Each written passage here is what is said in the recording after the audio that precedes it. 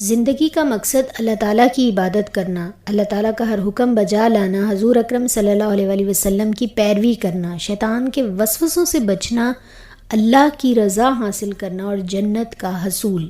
دوسرے مقاصد بھی ہوتے ہیں، انجینئر بننا، پروفیسر بننا، ڈاکٹر بننا، ایکٹر، کرکٹر، اور اس سب کے لیے انتھک محنت کی جاتی ہے، اپنی جانوں کو گھلا دیا جاتا ہے اور آخر کار بن جاتے ہیں۔ دنیا میں کھویا ہوا ہر شخص نادان ہے جو یہ سمجھ رہا ہے کہ یہ مال، اولادیں، قابلیتیں، یہ عیش و عشرت ہمیشہ ایسے رہیں گے۔ اگر ہم اپنے کسی پیارے سے پوچھیں کہ آپ کہاں جا رہے ہیں، کہاں سے آئے ہیں، کیوں جا رہے ہیں، اور وہ آگے سے کہے مجھے تو پتہ ہی نہیں کہ میں کہاں جا رہا ہوں، کیوں جا رہا ہوں، کب جا رہا ہوں، تو ہم اسے کیا کہیں گے؟ ہم پاگل کہیں گے۔ اور ہم خود بھی اسی پاگل پن کا شکار ہیں۔ ہمیں یہی نہیں پتہ کہ ہم اس دنیا میں کیوں آئے ہیں اور ہم نے اس دنیا میں آ کے کیا کرنا ہے۔ ہم دنیا کی لذتوں میں کھوئے ہوئے ہیں، خوبصورت لباس، لذیذ کھانے، گھروں کی عمدہ ڈیکوریشن اور مقابلہ ایک دوسرے سے زیادہ بڑھ چڑھ کر اچھا بننے کی، لوگوں کو بتانے کی کہ میں زیادہ اچھا ہوں یا میں زیادہ اچھی ہوں۔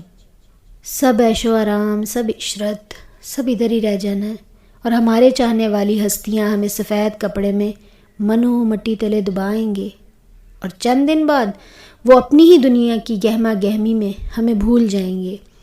ہر دن ہم اپنے آپ کو اللہ کی پیشی سے الگ کر لیتے کہ فلاں مر گیا، ہم ابھی نہیں مر سکتے۔ ہر دن کا سورج جب ڈوبتا ہے تو ہماری زندگی کا ایک اور دن بھی ڈوب جاتا ہے۔ وہ ہے نا کہ برف بیچنے والے کی مثال، کہ برف پگھل کر جو ہے وہ کم ہو رہی ہے، اس کا سرمایہ گھلا جا رہا ہے۔ ہماری زندگی بھی ایسے ہی گھلی جا رہی ہے۔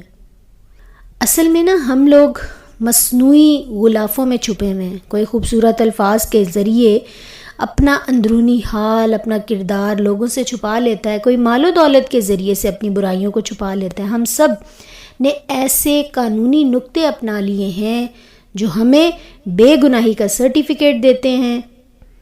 اچھا، بعض لوگوں نے تو ایسا خدا دریافت کر لیا ہے جس سے ڈرنے کی ضرورت نہیں ہے، اور کچھ لوگوں کے ہاتھ ایسا رسول آ گیا ہے جو صرف آیا ہی اسی لیے کہ ہماری تمام بدعمالیوں کے باوجود وہ ہمارا سفارشی بنے گا اللہ تعالیٰ کی عدالت میں، اور لوگوں کو ایسی آخرت مل گئی ہے جہاں جنت صرف اپنے لیے اور جہنم دوسروں کے لیے۔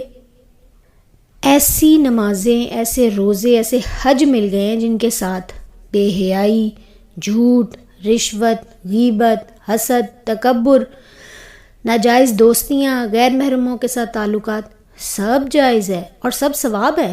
غرض لوگوں کے ہاتھ ایک ایسا دین لگ گیا ہے جو صرف بحث مباحثے کرنے کے لیے ہے، نہ کہ عمل کرنے کے لیے۔ افسوس، صد افسوس۔ اور آخرت میں جب انسان اس سب سے الگ صورتحال دیکھے گا تو پتہ چلے گا کہ ہمارے ہاتھ تو بالکل خالی ہیں۔ اللہ تعالیٰ سورہ مومن آیت نمبر 64 میں فرماتے ہیں، دنیا کی زندگی محض کھیل اور تماشے کے سوا کچھ نہیں ہے۔ اور اس آیت کا بالکل الٹا مطلب نکالا ہوا ہے کہ کھیل اور تماشا، تو پھر کھیل اور تماشے میں ہی مصروف رہتے ہیں۔ واٹس ایپ، فیس بک، یوٹیوب، انسٹاگرام پر گھنٹوں ویسٹ کیے جا سکتے ہیں۔ درس قرآن سننا ہے یا قرآن پڑھنا ہے یا قرآن سننا ہے تو اکتاہٹ اور بیزاری کا لیول چیک کرنے والا ہوتا ہے۔ شیخ سعدی کے والد نے انہیں انتہائی مہنگی انگوٹھی بنوا کر دی جب وہ چھوٹے تھے، بچپن میں۔ وہ پہن کر بازار چلے گئے، ایک ٹھگ نے تھوڑی سی مٹھائی کے عوض انگوٹھی اتروا لی۔ والد نے کہا، تمہیں قیمت کا اندازہ نہیں تھا، تم نے چند ٹکوں کی مٹھائی کی لالچ میں اسے گوا دیا۔ یقین کریں شیطان بھی ایسے ہی لالچ دے کر گناہوں پر اکساتا ہے، خیر خواہی کے بھیس میں آ جاتا ہے اور ہمیں سمجھاتا ہے کہ پھر کیا ہوا۔ ہر گناہ کر کے ہم یہی سوچتے ہیں کہ پھر کیا ہوا۔ ہم تھوڑی سی لذت کی خاطر جنت جیسی پیاری نعمت کو چھوڑ رہے ہیں، اور جہنم جس کا سب سے ہلکا عذاب آگ کے جوتے پہنائے جائیں گے، جس سے دماغ کھولے گا جیسے ہنڈیا کھولتی ہے، اور کھانے پینے کے لیے خون، پیپ، کچ لہو، کانٹے، کڑوے کسیلے پتے۔ پریکٹیکل کر کے دیکھتے ہیں، کیا ہم کھا سکتے ہیں کڑوے پتے؟ ایک باؤل میں بھر کے دیکھیں خون اور پیپ، کیا ہم پی سکتے ہیں؟ ہرگز نہیں، ہرگز نہیں۔ اور اللہ تعالیٰ ہم سے خود سوال کریں، کیا تم اللہ تعالیٰ سے بے خوف ہو گئے ہو؟ کیا تم نے آگ پر صبر کر لیا؟ تو کیا ہم نے کر لیا صبر؟ دنیاوی خطروں سے بچنے کے لیے تو حفاظتی اقدامات بہت زیادہ کرتے ہیں ہم۔ اب یہ کرونا آیا تھا تو کیا تھا، کیسے ہم لوگ بھاگ رہے تھے کہ ویکسین لگ جائے، کس طرح سے ماسک اور وہ سوشل گیدرنگ کا منع کیا جاتا تھا، ڈسٹنس رکھنا ہے، ہر چیز فالو کر رہے تھے نا۔ اخروی نجات کے لیے ہاتھ پاؤں کیوں نہیں مارتے؟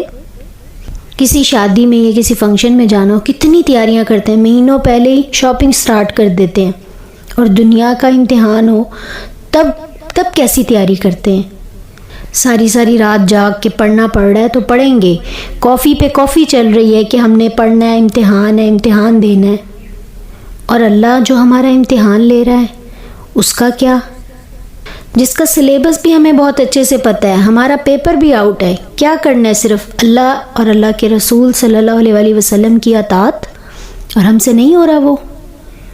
اچھا، ایگزامینیشن ہال میں کیا ہم ونڈوز اور دروازے، کھڑکیاں، پنکھے اور جو وہاں ہال میں چارٹ لگے ہوئے ہوتے ہیں یا دیواروں کے ڈیزائن کیسے ہیں، ٹیچر کیسا ہے، ٹیچر کیسی ہے، یا وال کلاک دیکھ رہے ہیں، کیا ہم اس طرح سے اپنا ٹائم ضائع کرتے ہیں یا ہم اپنا پیپر حل کرتے ہیں؟ یقیناً ہم اپنا پیپر حل کرتے ہیں، ہم اس طرح کی بے وقوفی نہیں کرتے۔ یہ نہیں کہتے کہ چلیں ابھی ہم یہ سب کچھ دیکھ لیتے ہیں، بعد میں دیکھا جائے گا۔ بعد میں کیا ہوتا ہے؟ بعد میں امتحان دوبارہ نہیں ہوتا۔ اس زندگی میں جو اللہ تعالیٰ ہم سے امتحان لے رہے ہیں اس کا بھی وقت دوبارہ نہیں آنا۔ جب ہم دنیا کے امتحانوں کے بارے میں یہ نہیں کہتے کہ دیکھا جائے گا، تو آخرت کے بارے میں اتنی غفلت کیوں؟ الحمدللہ اللہ تعالیٰ نے ہمیں مسلمان بنایا، ہمیں دین کی تمام باتوں کا پتہ ہے، تو ہم کیوں ضد بازی میں اڑے ہوئے ہیں؟ ہم کیوں سستی دکھا رہے ہیں؟ ہم کیوں شیطان سے دوستی کر رہے ہیں؟ ہم کیوں اللہ کو، آخرت کو بھول گئے؟ ہم کیوں اپنی ہی جانوں پر ظلم کر رہے ہیں؟ ہم قرآن پاک کو ہاتھ بھی نہیں لگاتے، کہیں ہمیں عمل ہی نہ کرنا پڑ جائے۔ اللہ سے بے قرار ہو کر مانگیں، جنت کا راستہ وہ ضرور دے گا۔ خالی زبان سے الفاظوں کو نہ دہرائیں، دل کی تڑپ سے اللہ سے جنت کا راستہ طلب کریں۔ بچہ اپنی ماں سے روٹی مانگے تو یہ کیسے ممکن ہے کہ وہ روٹی کی بجائے اس کے ہاتھ پر انگارہ رکھ دے؟ اس کی طرف متوجہ ہوں، برائیاں چھوڑنے کا ارادہ کریں، اللہ کی مدد مانگ کر تو دیکھیں، اللہ انشاءاللہ اپنا رحم اور کرم فرمائے گا۔ اللہ تعالیٰ فرماتے ہیں جو میری طرف ایک ہاتھ بڑھاتا ہے میں اس کی طرف 2 ہاتھ بڑھاتا ہوں، اور جو چل کر آتا ہے میں دوڑ کر آتا ہوں۔ سیدھے راستے کو چھوڑ کر ہم اپنے دشمن خود بنے ہوئے ہیں۔ جب ہمیں یہ یقین آ جائے گا نا کہ اللہ تعالیٰ ہمیں ہر لمحہ دیکھ رہا ہے، تو سب گناہ خود بخود چھوٹ جائیں گے۔ اللہ سے دعا ہے کہ اللہ تعالیٰ وہ یقین پیدا کر دے، اللہ ہمیں ایک لمحے کے لیے بھی ہمارے نفس کے حوالے نہ کرے۔ اللہ تعالیٰ تو ہمیں بار بار سمجھا رہے ہیں کہ شیطان تمہارا کھلا دشمن ہے۔ اللہ کرے کہ ہم اپنے دشمن کو پہچان لیں اور اپنا بھلا کر لیں۔ آمین۔